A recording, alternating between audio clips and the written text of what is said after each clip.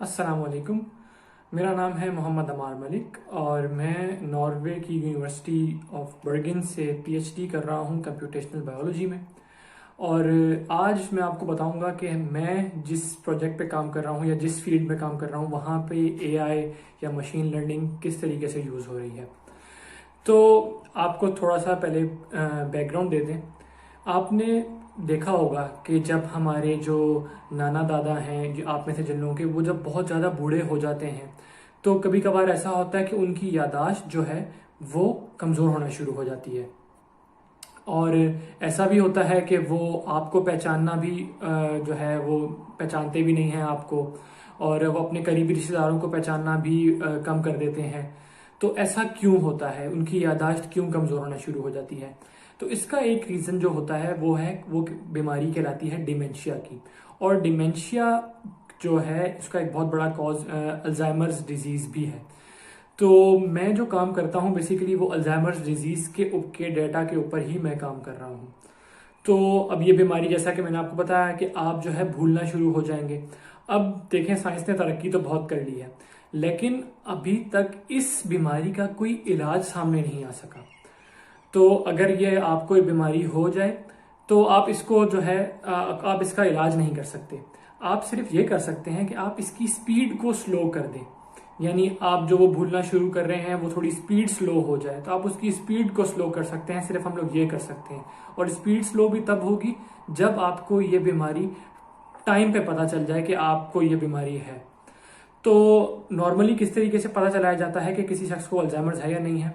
तो होता कुछ इस तरीके से है कि डॉक्टर्स के पास जाते हैं वो, और डॉक्टर्स कुछ टेस्ट लेते हैं आपके, एमआरआई स्कैन वगैरह तो लेते ही हैं, उसके अलावा आपसे वैसे कुछ सवालात करते हैं। उसकी बुनियाद पे वो चेक करते हैं कि आपकी यादाश्त कैसी है और आप किस तरह का बिहेव कर रहे हैं, और उसके बुनियाद पे आपको एक स्कोर देते हैं।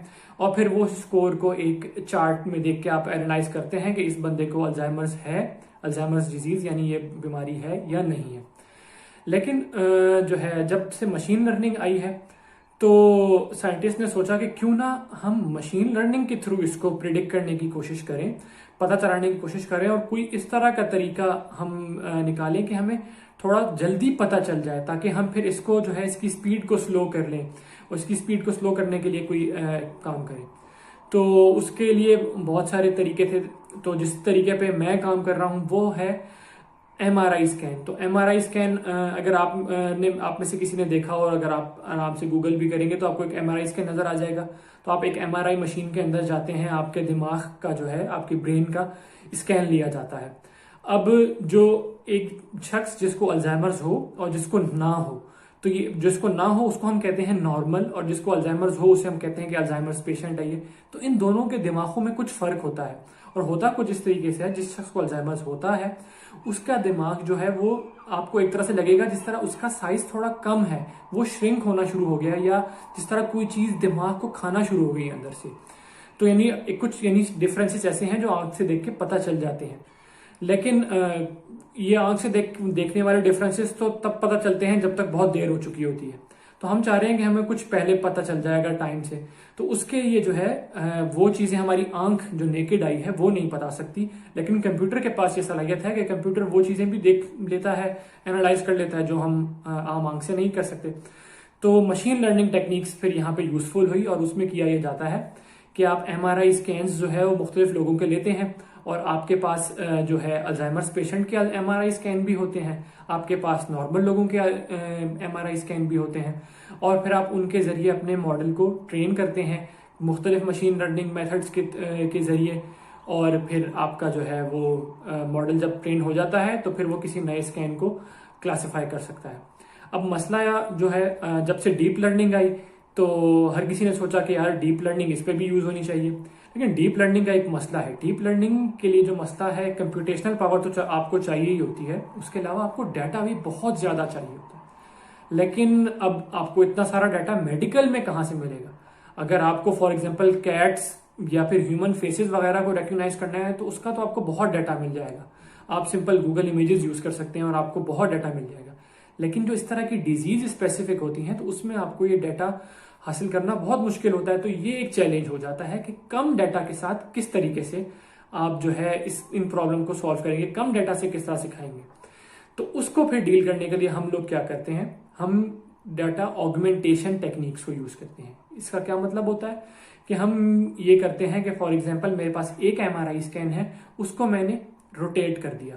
अब अगर जब मैंने रोटेट किया, बेसिकली रोटेट करने से क्या हुआ कि अब मेरे पास ओरिजिनल वाला भी मौजूद है, रोटेट वाला भी मौजूद है। अगर ओरिजिनल वाला अल्जाइमर्स का था तो रोटेट वाला भी तो अल्जाइमर्स का था। तो डीप लर्निंग का एक तो ये फायदा है कि वो इन रोटेशन वगैरह से उसकी परफॉर्मेंस पे फर्क नहीं पड़ता। तो इस तरीके से रोटेट करके, जूम करके और डिफरेंट उसके अंदर हम चीजें ऐड करके हम आर्टिफिशियल डाटा क्रिएट करने की कोशिश करते हैं, ताकि हमारे पास डाटा ज्यादा हो जाए और फिर वो हम अपने डीप लर्निंग मेथड को जो है इनपुट के तौर पे दे देते हैं सिखाने के लिए।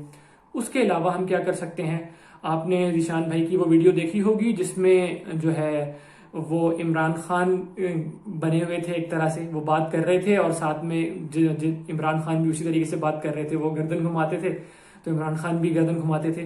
तो वो जो टेक्निक है वो बेसिकली जनरेटिव एडवर्सरियल नेटवर्क्स यानी गैन्स की एक सब टाइप है।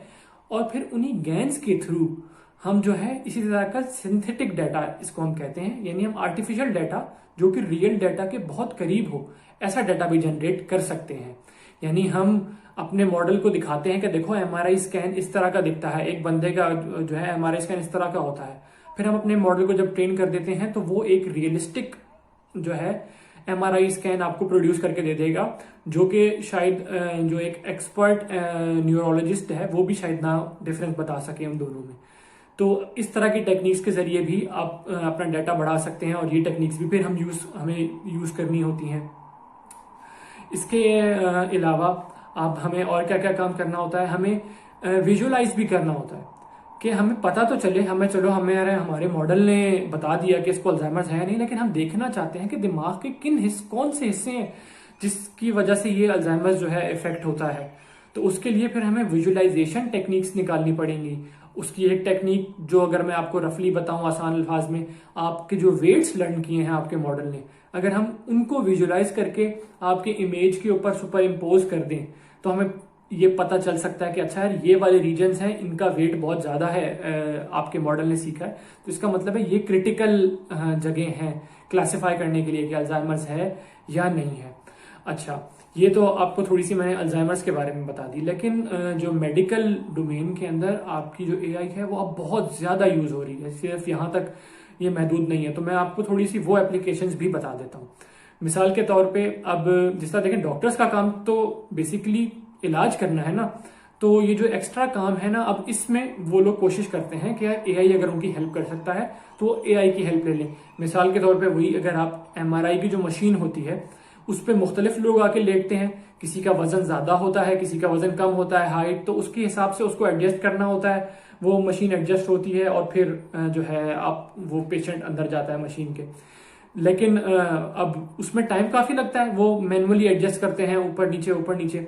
लेकिन जब आपने एआई सिस्टम बना लिया तो एआई सिस्टम को आपने सिखा दिया कि भाई किस तरह के वेट पे क्या पोजीशन होती है, क्या हाइट हो तो आपको क्या पोजीशन रखनी है, और आपका सिस्टम जो है वो सीख गया और उसने जो है अब कोई भी पेशेंट उसके ऊपर लेटेगा तो वो ऑटोमेटिकली अपने आप को पोजीशन कर लेगी करेक्ट जगह पे और आपको मशीन जो आपका जो है वो मशीन के अंदर ले जाएगी। इसी तरीके से सिर्फ हमारा काम जो है एमआरआई से ये काम तो नहीं है कि आप बता दें कि इस शख्स को बीमारी है या नहीं है। दिमाग के अंदर कुछ रीजन्स होते हैं जो आपको पहले मैनुअली लेबल करने पड़ते थे, यानी आप स्कैन डॉक्टर को दिखाते थे और डॉक्टर फिर मैनुअली बताता था अच्छा यार ये दिमाग का ये रीजन है, तो इसको सेगमेंटेशन कहते हैं। तो पहले ये मैनुअली की जाती थी, बहुत टाइम लगता था इस पे। मशीन लर्निंग से फायदा ये हुआ कि मशीन लर्निंग अब ये काम आपको ऑटोमेटिकली करके दे देती है और बहुत अच्छा करके दे देती है। तो मशीन लर्निंग आपकी मेडिकल इमेजिंग में बहुत यूज हो रही है। तो चाहे अगर उसने दिमाग में पता लगाना है कि कहाँ पे ट्यूमर है, ट्यूमर को क्लास सेगमेंट करना है, तो वो भी आपको करके दे देगा। जबकि पहले एक न्यूरोलॉजिस्ट को या एक्सरे जो एक्सपर्ट होता है उसको देखना पड़ता और वो गौर से देखता और फिर बताता कि यहाँ पे जो है वो ट्यूमर है, ट्यूमर का ये साइज है। तो ये मशीन लर्निंग के थ्रू हमारी जिंदगी जो है खासतौर पर डॉक्टर्स की जिंदगी काफी आसान हो गई है। तो ये कुछ चीजें हैं जो कि मेडिकल की डोमेन में एआई किस तरीके से यूज हो रही है वो मेरा आपको बताना मकसद था। तो आई होप कि आपको इंटरेस्ट जो है आपका और बढ़ा होगा इससे, और जो लोग इस फील्ड में इंटरेस्टेड हो, तो मेडिकल डोमेन में तो इसका अभी बहुत मतलब रूम है।